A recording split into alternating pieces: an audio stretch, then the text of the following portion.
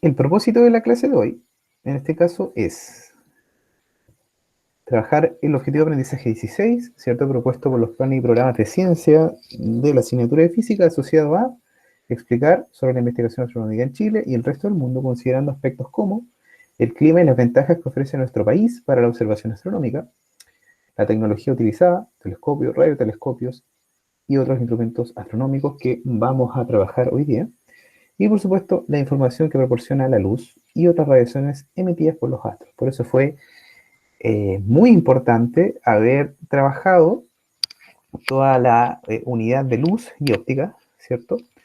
Asociada, por ejemplo, al espectro electromagnético y espejos y lentes para poder entender cómo funcionan, por ejemplo, los telescopios y cómo trabajan para obtener imágenes espectaculares del universo. ¿Bien? Ya chicos, vamos a comenzar entonces.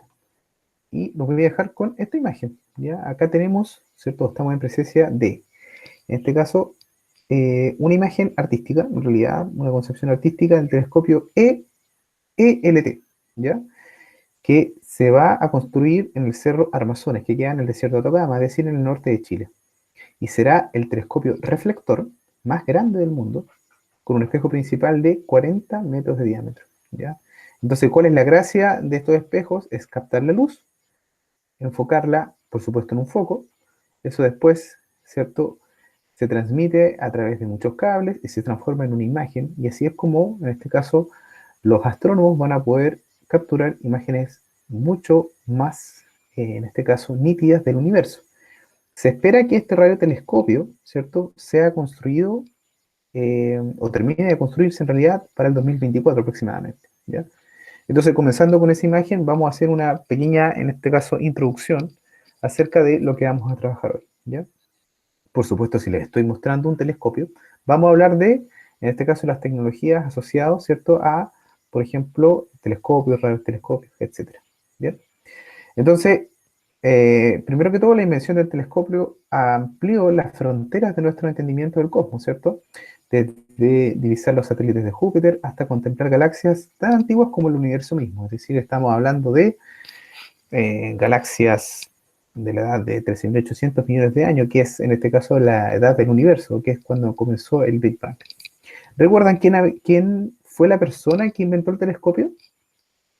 ¿Cómo se llamaba el científico? Lo vimos en clase.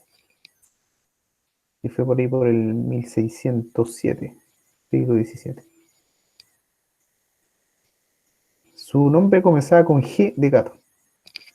Era italiano. ¿Lo recuerdan?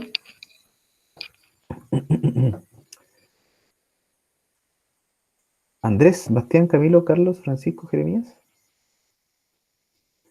Con la letra G comenzaba su nombre, que fue castigado por la Iglesia Católica,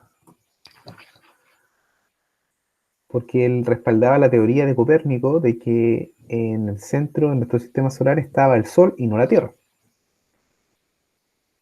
Su apellido era Galilei, para hacerse los más explícito. ¿Cómo se llamaba el científico? Y su apellido era Galilei. Galileo, muy bien, Camilo. Galileo.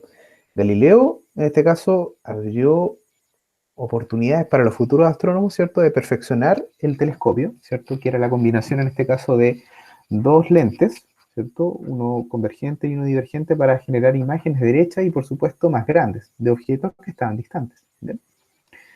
Muy bien, excelente. Entonces, con esa apertura del conocimiento, desde el punto de vista de la física experimental y por supuesto de la astronomía, hoy en día existen múltiples tecnologías que permiten la observación directa e indirecta del universo, ¿ya?, contribuyendo a validar o refutar las teorías de su formación. ¿Ya? Es decir, si gracias a los telescopios o radiotelescopios se ha en este caso confirmado la existencia de que en realidad existen, por ejemplo, tipos de ondas electromagnéticas como la radiación del fondo cósmico, que es un remanente de que en realidad el universo en este caso comenzó desde una explosión que es el Big Bang hasta lo que conocemos hoy, por ejemplo. ¿Bien? Entonces, vamos a presentar algunas de las principales tecnologías que observan la estructura y los objetos astronómicos. ¿Ya? Yo les había hablado en este caso del telescopio de reflexión que está en esa imagen que está ahí. Pero generalmente, ¿cierto? eh, existen otros tipos de telescopios reflectores que son obviamente mucho más pequeños que este, porque recuerden que ese es un proyecto futuro que va a ser, en este caso, terminado en el 2024. ¿Bien? Eh, entonces estos telescopios en general, como yo les comentaba, poseen un espejo cóncavo para capturar la luz y así concentrarla en un punto. ¿Bien? Estos telescopios, ¿cierto?, no presentan aberración cromática. Eso significa que están tan bien pulidos, ¿ya?, que al momento de captar la luz generan imágenes muy nítidas, ¿ya? Y algo importante, mientras mayor sea el diámetro, en este caso del espejo, mayor va a ser el alcance, ¿cierto?, del telescopio. ¿A qué me refiero con un espejo cóncavo? Entonces, recuerden, la parte cóncava es la parte, por ejemplo, de la cuchara por donde uno toma sopa. Entonces, estos espejos cóncavos se utilizan para, obviamente, recolectar la luz, enfocarla, por supuesto, en un foco, y después esa luz se transforma en una imagen y se puede, en este caso, visibilizar o se puede evidenciar en ordenadores o computadores, ¿cierto? Entonces, mientras mayor sea el diámetro, es decir, la distancia que va de extremo a extremo en el espejo, mientras mayor sea el telescopio, más luz puede captar y, por supuesto, mayores imágenes puede, en este caso, desarrollar. Es decir, más alcance tiene el telescopio. ¿Bien? Este es un proyecto futuro que estaría listo en 2024, como lo mencioné anteriormente. Se entendió, en este caso, la función del telescopio reflector, que en este caso capta la luz, la concentra en un punto y luego esa luz concentrada se transforma en imagen.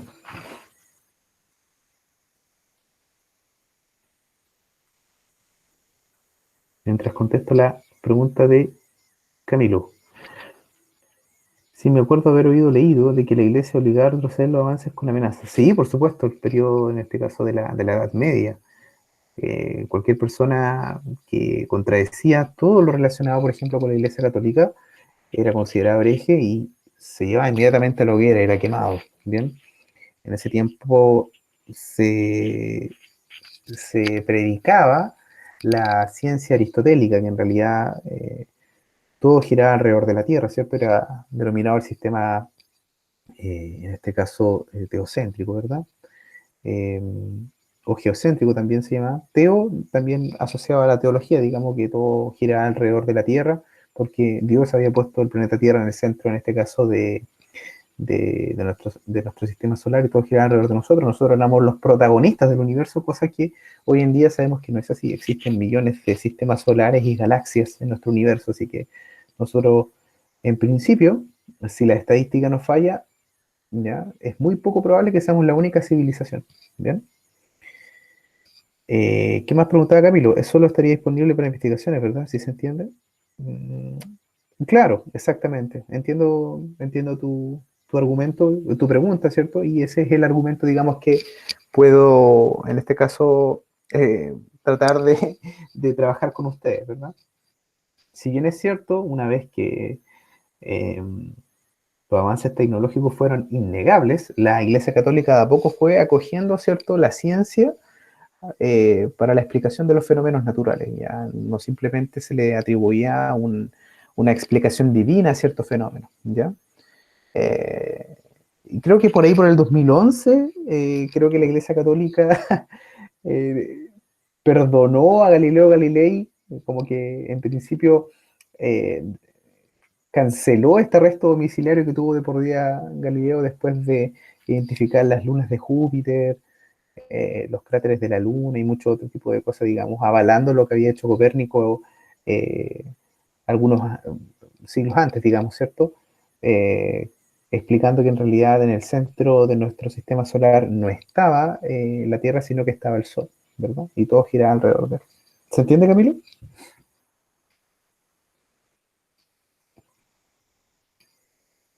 Perfecto, muy buena pregunta. ¿Ya? Y eso es importante discutir, ¿cierto? Porque la ciencia, si se dan cuenta, nos ayuda a entender cómo funciona el universo, el mundo, nuestro entorno cotidiano. Entonces, cuando uno aprende más ciencia, eh, más desarrollamos la alfabetización científica y, por supuesto, más, ¿cierto? Nosotros aprendemos a pensar y, por supuesto, más se facilita la libertad de poder discernir qué es verdadero y qué es falso, ¿ya? Porque algo muy bueno que tiene la ciencia es que es verdadera, creas o no creas en ella, ¿ya? La ciencia se ha ido avalando a medida que han pasado los siglos, ¿cierto? Y si un experimento funciona en Chile, en la China y en Estados Unidos, nos damos cuenta de que ese experimento es universal y gracias a los avances tecnológicos, ¿cierto? Por ejemplo, se ha disminuido la mortalidad infantil, la mortalidad de los humanos en general, se han construido eh, toda la tecnología que tenemos hoy en día, se han hecho avances en medicina, etcétera. ¿Ya? Entonces, por eso es importante eh, que se desarrolle la ciencia. Y para que se desarrolle la ciencia tiene que haber primero un proceso de alfabetización. Y eso es lo que estamos construyendo nosotros los profesores, y eso es lo que tratamos de fomentar en este caso en los estudiantes, que haya también un incentivo a la curiosidad. Así que esa pregunta, Camilo, es totalmente atingente, es totalmente válida, y agradezco que tengas esa reflexión. ¿Bien? Perfecto, entonces ahora pasemos a los radiotelescopios. Entonces seguramente ustedes han visto esas antenas en alguna fotografía, en internet o en alguna revista, que es muy parecida a las antenas de los, a las antenas satelitales para ver el cable, ¿cierto? Entonces, ¿en qué consisten los radiotelescopios? Son estas antenas parabólicas grandes, ¿cierto? ¿Ya? Y generalmente lo que hacen, ¿ya? Es, en este caso, captar la radiación, en este caso, que viene del universo, ¿ya? Porque ¿qué es lo que hacen los telescopios ópticos o los telescopios reflectores? Lo que hacen es captar la luz visible que viene, ¿cierto? Fuera de la Tierra, ¿verdad? Y es por eso que uno puede ver los planetas, puede ver algunas, quizás, no sé, estrellas, algunas nebulosas que estén más cerca, etcétera, ¿bien? Pero, ¿qué pasa si tu telescopio no tiene un alcance tan grande y tú deseas, por ejemplo, no ver imágenes, sino que ver radiación? En otras palabras, ver luz que en realidad esté a la derecha o a la izquierda del espectro visible. Me explico. ¿Se acuerdan que cuando vimos el espectro electromagnético se encontraba a la mitad, ¿cierto? Y correspondía a un 1% de este espectro total. A la izquierda del espectro visible teníamos, por ejemplo, los rayos gamma, X y UV, y a la derecha teníamos los infrarrojos, las ondas de radio, ¿cierto? Y por supuesto, siguiendo más allá las ondas satelitales, ¿verdad? Entonces, como los telescopios ópticos tratan, en este caso, de tratar de ver la luz visible, los radiotelescopios lo que hacen es captar estas ondas de radio que no podemos ver, o las ondas infrarrojas que no podemos ver, ¿ya? Para, en este caso, saber qué es lo que pasa con nuestro universo, ¿ya? Por ejemplo, saber si, por ejemplo, no sé, un púlsar o alguna galaxia está emitiendo algún tipo, en este caso, de radiación, ¿ya? Seguramente ustedes han escuchado lo que es un púlsar o un cuásar, o lo que es una estrella de neutrones. Por ejemplo, una estrella de neutrones es una estrella muy densa, que está obviamente constituida en su gran parte por neutrones que está girando sobre su propio eje a gran velocidad. Y no solamente esa estrella como objeto exótico del universo, sino que también otros objetos como, no sé, quizás nebulosas, que son objetos remanentes que quedan después de la explosión de una estrella, o quizás un cuásar, que es un objeto exótico también, que emite radiación como un pulsar. Lo que hacen estos radiotelescopios es captar esta radiación, ¿ya? Y en este caso identificar qué radiación y por supuesto de dónde proviene de estos objetos exóticos que están obviamente fuera de nuestro sistema solar. Esa es la gracia de los radiotelescopios. No son, en este caso, un telescopio óptico como un telescopio reflector o refractor, en este caso, sino que son antenas grandes que ayudan a captar radiación que nosotros no podemos ver a simple vista. ¿Ya? ¿Se entiende? ¿Vamos bien hasta acá? ¿Sí? Excelente, muy bien. Entonces, bueno, lo que ustedes quieran, rayos X, UV, rayos gamma, pero generalmente, ¿cierto? Captan infrarrojo, por ejemplo, ¿ya? Entonces, a los astrónomos les interesa no solamente ver una estrella, sino también saber qué tipo de radiación está emitiendo. Entonces, para saber la radiación que emite, utilizan los rayos telescópicos, ¿ya? Y lo que hacen las antenas de televisión es eso, pues captar en este caso las ondas electromagnéticas que proceden de los satélites. La antena la codifica, la transforma en una señal, en este caso eléctrica, viaja por el cable, llega al decodificador, el decodificador la traspasa al televisor y luego el televisor transforma ese impulso electromagnético en ¿qué? En una imagen. ¿ya? Entonces uno podría decir que las antenas, por ejemplo, de los televisores funcionan como un radiotelescopio, pero más chiquitito, ¿ya? Obviamente los radiotelescopios son mucho más grandes y las antenas, por supuesto, son mucho más grandes para captar, en este caso, radiaciones electromagnéticas que vengan de zonas muy lejanas de nuestro universo. ¿Sí? Excelente. ¿Ya? Entonces recuerden que los radiotelescopios se llaman radiotelescopios y no telescopios ópticos o telescopios reflectores o reflectores, sino que consisten en antenas grandes que captan radiación. ¿Ya? Esa es la principal diferencia. Muy bien. Continuando. Existen también lo que se denominan telescopios espaciales. Entonces, si se dan cuenta, cuando uno mira hacia arriba, hacia el cielo, en la noche, ¿cierto? Uno puede divisar la estrella o parte del brazo de nuestra Vía Láctea de forma muy nítida cuando no hay mucha contaminación lumínica, ¿verdad? Por ejemplo, en el campo o en zonas más rurales. Pero ¿qué pasa si estamos en una ciudad? Debido a la contaminación lumínica, uno no puede ver muy bien, en este caso, las estrellas, ¿verdad? O quizás alguna constelación. Entonces, para eso, gracias a la tecnología, ¿cierto? Se pudieron construir telescopios espaciales, es decir, telescopios que están obviamente externos a la Tierra y ayudan en este caso a capturar imágenes espectaculares de lo que deseemos ver. ¿Bien? ¿Por qué razón? Porque obviamente saliendo de la Tierra, la contaminación lumínica y por supuesto la contaminación atmosférica impide que los telescopios que están en la Tierra pueden obtener, dependiendo de lo que se está observando, imágenes nítidas del universo, o de estrellas, o de planetas, etc. Entonces, por eso se enviaron estos telescopios espaciales para que orbiten quizás la Tierra, o quizás más exterior a la Tierra, ¿cierto? En órbitas más abiertas, para poder obtener imágenes más espectaculares, por ejemplo, del universo. En la imagen tenemos al telescopio espacial Hubble y al telescopio espacial Kepler. ¿Cuál es la característica o misión, en este caso, de cada telescopio? Por ejemplo, el telescopio espacial Hubble fue puesto en órbita en el año 90, el año que yo nací, y posee un espejo de 4,2 metros. ¿Se acuerdan que el telescopio que les mostré al principio, que va a estar listo el 2024, tenía un diámetro de 40 metros? Entonces, como les decía, mientras más grande es el espejo, más luz capta y más nítidas son las imágenes. En este caso, el espejo de este telescopio espacial es más pequeño, porque obviamente no se podía hacer un telescopio espacial, ¿cierto? Muy grande, ¿ya? Por el gasto monetario que hay, ¿cierto? Y además no es tan necesario porque obviamente ya orbitando alrededor de la Tierra o más lejos de la Tierra, no hay atmósfera y no hay mucha contaminación lumínica, así que tener un espejo de ese diámetro es bastante aceptable desde el punto de vista astronómico. ¿Bien? Entonces, como les comentaba, ¿cierto? Este telescopio ha permitido obtener imágenes espectaculares del universo. Entonces yo les voy a dar esa tarea de investigación de que busquen las imágenes que ha logrado capturar el telescopio espacial Hubble. ¿Ya? De hecho, este telescopio pudo entregarnos una imagen del universo observable, ¿ya? De hecho, solamente una parte del universo que podemos observar, porque como el universo se está expandiendo, ¿ya? No podemos observar el fin del universo para todas las dimensiones que se nos ocurran, ¿ya? El universo, en este caso, que pudo obtener el telescopio espacial Hubble, es una fracción de todo el universo que se conoce en este caso. ¿Bien? Por otra parte, el telescopio espacial Kepler, ¿ya? Fue puesto en órbita en el año 2009 y su principal misión consiste en buscar planetas fuera del sistema solar. Es decir, este telescopio que está acá busca exoplanetas, es decir, planetas que son externos a nuestro sistema solar, es decir, planetas que orbitan alrededor de otra estrella. Es decir, planetas que pertenecen a sistemas solares externos.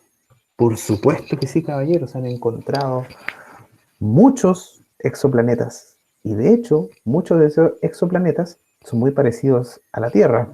Al parecer poseen atmósfera, poseen agua líquida en su superficie y al parecer están a una distancia ni muy cerca ni muy lejos del Sol. Es decir, están en una zona habitable donde al parecer se podría gestar la vida. De hecho, después de nuestro Sol, la estrella más cercana es Alpha Centauri, que es una estrella binaria. En realidad son dos estrellas girando una alrededor de la otra. Y ahí hay un sistema solar donde, al parecer, hay un exoplaneta, es decir, un planeta exterior a nuestro sistema solar, que en principio podría albergar vida, porque al parecer posee atmósfera, agua líquida y está en una zona habitable. Por supuesto, de hecho, la imagen que se espera obtener de este sistema solar y por supuesto de ese planeta va a ser muy pixeleada. A pesar de el avance tecnológico que se va a hacer para llevar este telescopio espacial a esa estrella, la imagen no va a ser muy detallada, pero por lo menos vamos a tener una evidencia de que en realidad hay un exoplaneta que está en una zona habitable, ni muy cerca ni muy lejos del Sol. Es decir, eh, capta una buena cantidad de luz y una buena cantidad de radiación en forma de calor que es benigna, en otras palabras, no le causa daño al planeta. ¿Qué es lo que pasa en este caso con nuestro planeta Tierra, cierto? Nos llega la cantidad de radiación en forma de luz y calor necesaria para que se geste la vida. Lamentable que nuestro planeta lo estamos contaminando con gases de efecto invernadero, lo que hace que la radiación del Sol no pueda salir en forma de calor y los gases de invernadero atrapen esta radiación en la Tierra y hacen que el planeta se vaya calentando aún más. Bien. Pero ahora salió algo espectacular desde el punto de vista del avance tecnológico, que es lo que se conoce como hidrógeno verde. ¿Ya? Busquen esa noticia, hidrógeno verde, que al parecer se fabricarían, ¿cierto? Eh, autos en forma, ¿cierto? Sus motores, ¿cierto? Que trabajen con este hidrógeno verde, ¿ya? Y al trabajar con este hidrógeno verde no contaminarían, ¿ya? Prácticamente lo mismo que hacen los autos eléctricos, pero es una industria bastante cara. Entonces, eh, comparando, ¿cierto? La industria eléctrica y la industria del hidrógeno verde sería la principal competencia de los autos que funcionan con combustibles fósiles. Así es, Camilo, un gran avance. De hecho, Chile quiere ser pionero en la formación y el desarrollo de esta nueva industria del hidrógeno verde que no es contaminante, para nada, no genera ningún tipo de contaminación, al igual que los autos eléctricos, ¿bien? Y eso sería extraordinariamente bueno porque estamos matando a nuestro planeta de a poco. Buen comentario ahí, Camilo. Bien, chicos, continuando con los disculpe, con los telescopios espaciales, tenemos, por ejemplo, al telescopio espacial Herschel y al observatorio, en este caso, espacial Chandra, o que de inglés se podría pronunciar como Chandra, ¿ya? Entonces, ¿en qué consisten estos observatorios? Entonces ya no lo apodaríamos o no lo llamaríamos en este caso como telescopio, porque en este caso cumplen una función distinta a los telescopios que había mencionado anteriormente. Por ejemplo, el Herschel, en honor a William Herschel, un astrónomo importantísimo, ¿cierto?, en la historia de la observación y la astronomía en el mundo. Bueno, este observatorio espacial fue puesto en órbita, si no mal recuerdo, en 2009, ¿ya? Y está a 1,5 millones de kilómetros de la Tierra, ¿ya? ¿Cuál es la misión? Que se quede, ¿cierto?, orbitando de forma estable, que pueda detectar ondas infrarrojas procedentes de objetos muy distantes. Recordemos que las ondas infrarrojas son ondas que nuestros ojos no pueden ver, ¿verdad? Y generalmente son traducidas como ondas electromagnéticas en formas de calor. ¿Se acuerdan cuando hablábamos de los anteojos infrarrojos que captaban el calor corporal que emitía una persona? Ahora no hablemos de personas, sino que hablemos de objetos distantes, como quizás estrellas, por ejemplo. Sería feo matar prácticamente un planeta y buscar otro, me dice Camilo. Sí, por supuesto. De hecho, todavía estamos a tiempo de salvarlos, eso es lo importante. Ahora, como posibles colonizaciones, tenemos la Luna y cercano tendríamos a Marte para poder habitarlo. Sí, el problema de la Luna es que no hay atmósfera y el problema de Marte también es que hay carencia de oxígeno y por supuesto la atmósfera de Marte es bastante delgada. ¿Ya? Habría que comenzar como un plan para poder generar atmósfera en Marte y eso es generar vida en Marte, ¿ya? Por ejemplo, en forma vegetal. ¿Ya? Eso sería como un proyecto de colonización. Buena pregunta. Buen comentario en realidad. ¿Bien? Y por supuesto, ahora hablando del Observatorio Espacial Chandra, fue enviado el año 99 y su misión es observar los rayos X procedentes de distintos objetos astronómicos. Es decir, por ejemplo, pueden haber púlsares, cuásares, estrellas, quién sabe, que están emitiendo radiación X y la ventaja, ¿cierto?, de este observatorio espacial es que puede detectar esas ondas electromagnéticas en forma de rayos X Esa información llega en este caso a los controles que están en la Tierra y pueden en este caso identificar qué estrella o qué objeto exótico en el universo está emitiendo ese tipo de radiación. ¿Bien? Eso es importante. Vamos bien hasta acá con los telescopios espaciales y con los observatorios, que son, en realidad los observatorios espaciales son un tipo de radiotelescopio, pero están más o menos en órbitas estables, fijas, que ayudan a captar distintas ondas. ¿Vamos bien? ¿Consultas, dudas?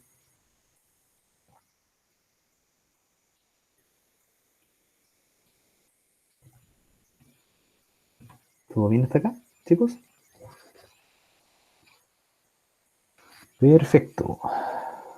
Continuando, ahora nos vamos a la importancia que tiene Chile como ventana para ver el universo, ¿ya? De hecho, Chile, ¿cierto? Ya en un par de años va a contribuir con el 70% de las observaciones astronómicas de todo el mundo. Es decir, el 70% de lo que se observa del universo, del punto de vista de la astronomía, el 70% va a estar concentrado en Chile. ¿Ya? Imagínense lo que es eso. Es decir, Chile va a ser pionero, ¿cierto?, en la investigación astronómica en todo el mundo. ¿Ya? De hecho, hay muchos investigadores de todo el mundo que están trabajando, por ejemplo, en observatorios como el Cerro Tololo, La Silla, Las Campanas, que están en la cuarta región, además del Observatorio Paranal o BLT y el proyecto ALMA de la segunda región. Entonces, ¿en qué consiste, por ejemplo, el BLT y el proyecto ALMA? Se los voy a contar a continuación. ¿Bien?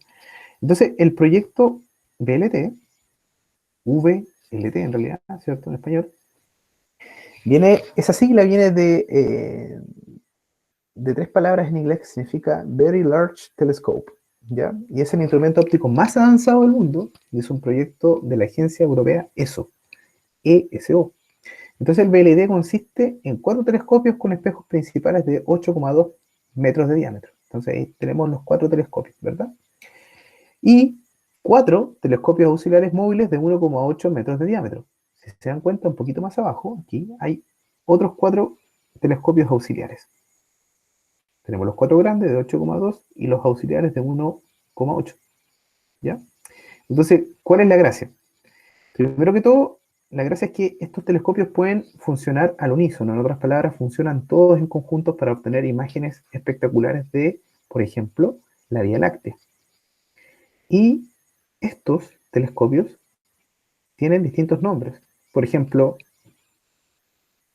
tenemos el telescopio Antu, que significa Sol, Cuyen, Luna, Melipan, que significa Cruz del Sur, y Yepun, Venus. Obviamente, esto procede de la lengua nativa, ¿cierto? En los pueblos originarios habitaron y habitan Chile hoy en día, que viene de la lengua mapudungún, ¿bien? Que están en su respectivo orden, como los nombres. De hecho, este último telescopio, si nos damos cuenta, dispara un rayo láser, y ese rayo láser es tan potente que lo apunta, en este caso, hacia el centro de nuestra galaxia, que es la Vía Láctea.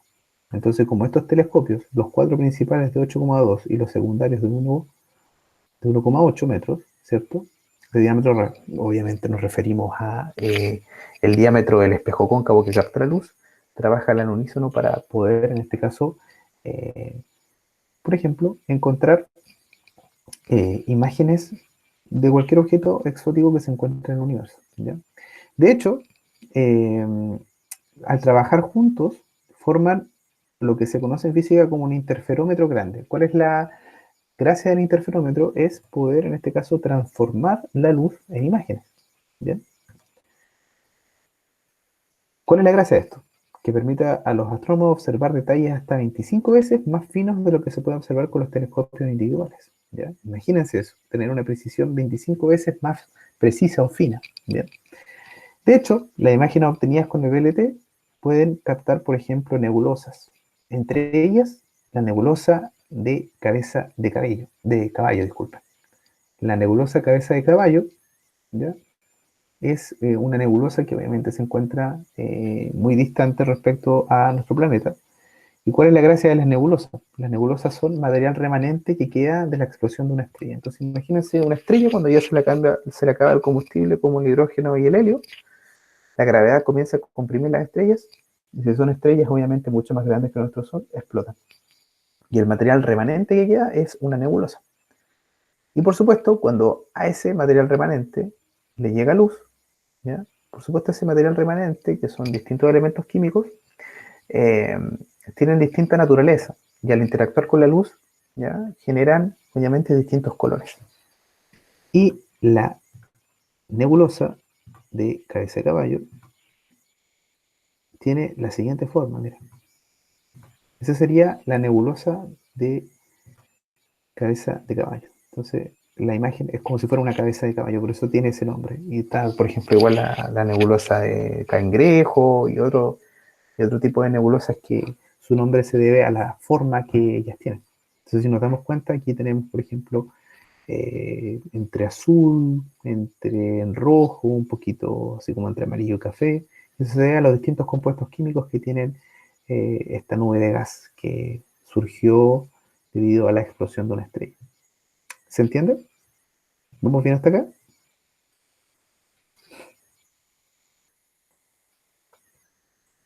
¿Todo claro? Uh-huh. Sí, se ve espectacular, ¿verdad? ¿Y quién logró esto? El BLT. Es decir, esos telescopios principales y secundarios trabajaron para obtener este tipo de imágenes. Espectacular, ¿verdad? El alcance es realmente increíble. Y eso con un telescopio, en este caso convencional, o quizás con un telescopio individual, no lo podríamos lograr. En este caso tenemos muchos telescopios que están trabajando al unísono. Bien, 4 principales, 4 secundarios. Y esto es en Chile. Eso es lo más espectacular de todo. Por supuesto, dentro de este proyecto trabajan muchos científicos latinoamericanos, europeos, asiáticos, etcétera. ¿Quién sabe cuántas nacionalidades hay contribuyendo a la ciencia? Entonces nos damos cuenta que la ciencia es transversal, pues independiente de tu origen étnico o social o quizás cultural, la ciencia trata de buscar la verdad, digamos, ¿cierto? Y eso es lo bonito, digamos, de la ciencia. Bien, compartiendo nuevamente la clase, nos vamos a ver otro proyecto que es el radiotelescopio ALMA. Y entonces ya sabíamos lo que era un radiotelescopio, ¿cierto? Estas antenas parabólicas grandes que captan muchos tipos de radiación, ¿ya? Pero ¿en qué consiste en este caso este proyecto ALMA? Bien, entonces en lo alto de la meseta de Chacnantor, de los Andes chilenos, se encuentra el proyecto ALMA, que significa Atacama Large Millimetry Array, un conjunto de radiotelescopios que estudian la luz de los objetos más fríos del universo, es decir, que están distantes y por supuesto que se encuentran en zonas de muy baja temperatura. Entonces, esta luz que procede de esos objetos, ¿cierto?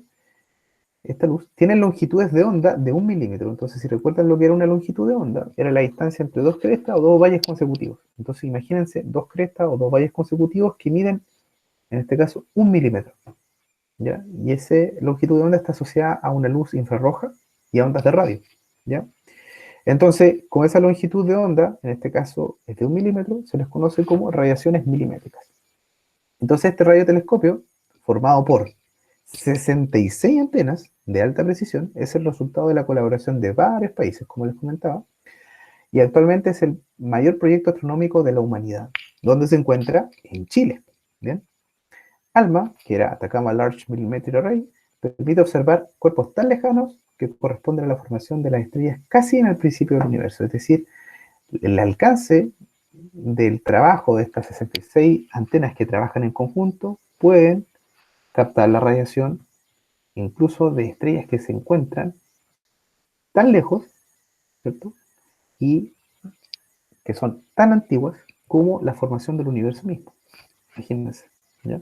Es como que uno en realidad eh, cuando estudia esto, ¿cierto?, acerca de la astronomía y lo que hacen los astrónomos en general, astrofísicos, astrobiólogos, cuando ven el cielo y el universo, por ejemplo, ven el pasado en realidad, ¿ya? Entonces lo que captan estos rayos telescopios es captar la radiación que se formó hace millones de años, ¿ya? Y que todavía sigue remanente en el universo.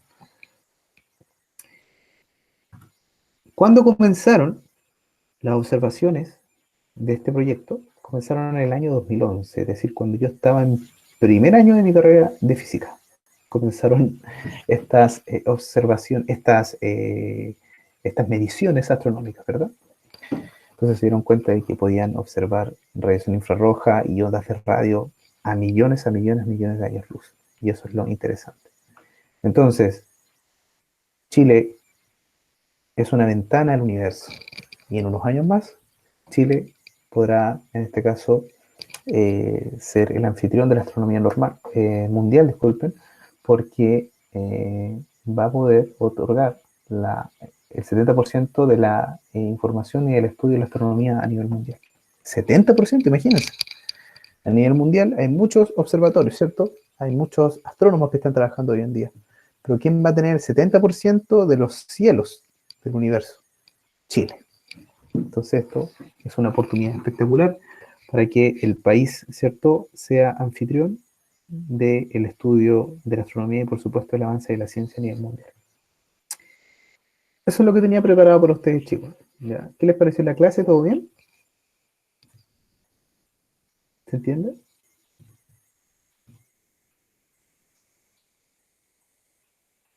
¿Sí?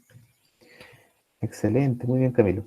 Miren, como tarea, ¿ya?, les quiero proponer lo siguiente. Ya esto va a quedar grabado, pero si quieren lo pueden anotar. ¿Ya? Entonces, voy a leerles un parrafito chiquitito y después les voy a pedir que investiguen, porque parte de esa investigación igual va a ser importante para responder los cuestionarios que se vienen más adelante. ¿Ya?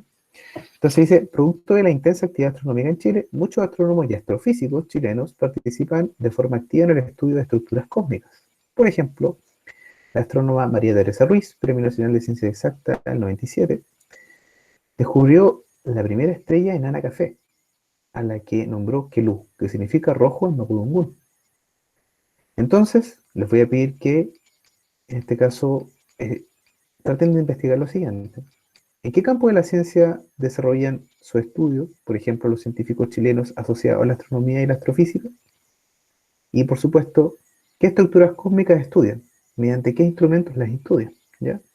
Entonces, ustedes investiguen, ¿cierto?, desde el punto de vista de la astronomía y la astrofísica. Los científicos chilenos, ¿cuáles son sus líneas de investigación? ¿Cómo las estudian? ¿Qué instrumentos ocupan? ¿Ya? Entonces, les voy a pedir eso, que investiguen los científicos chilenos que obviamente se dedican a estas áreas de la astronomía. Como referencias les puedo hablar de, que sea, obviamente ustedes ya lo han escuchado antes, José Massa, Mario Muy, María Teresa Ruiz. Esos investigadores, digamos, han trabajado años, décadas de su vida, digamos, en el desarrollo de la astronomía y el desarrollo de la ciencia en Chile. De hecho, los tres son Premio Nacional de Ciencias Exactas, así que son los principales referentes en Chile. Entonces, partan, digamos, estudiando a estos astrónomos, vean cuáles son sus líneas de investigación, qué es lo que han descubierto, qué instrumentos han ocupado, etcétera. ¿Ya? La idea, ¿cierto?, es que describan el trabajo de diferentes científicos chilenos en el ámbito de la astronomía y la astrofísica. ¿Ya? Entonces, recuerden, cuál es su campo de estudio, qué estructuras cósmicas estudian, mediante qué instrumentos, etcétera. ¿Ya? Hagan una investigación sobre eso, porque van a haber preguntas que yo voy a desarrollar dentro de los cuestionarios para que ustedes las puedan responder. ¿Bien? Por ejemplo, José Más y Mario Muy hicieron contribución en Supernova, María Teresa Ruiz en Enanas Café. ¿Ya? Entonces pueden haber preguntas asociadas a ese tipo de investigación. Por supuesto, pueden buscar otros astrónomos o astrónomas que tengan distintas líneas de investigación. Eso, chicos, estamos listos por hoy. Bien. Avancen con las guías que tienen pendientes, ya, entréguenlas lo antes posible y por supuesto estamos en contacto. Con cualquier duda o consulta me pueden escribir al correo electrónico o me pueden llamar al teléfono o avisarme por WhatsApp, como ustedes quieran. ¿Ya? Que tengan un excelente día y estamos en contacto. Un gran abrazo, cuídense mucho.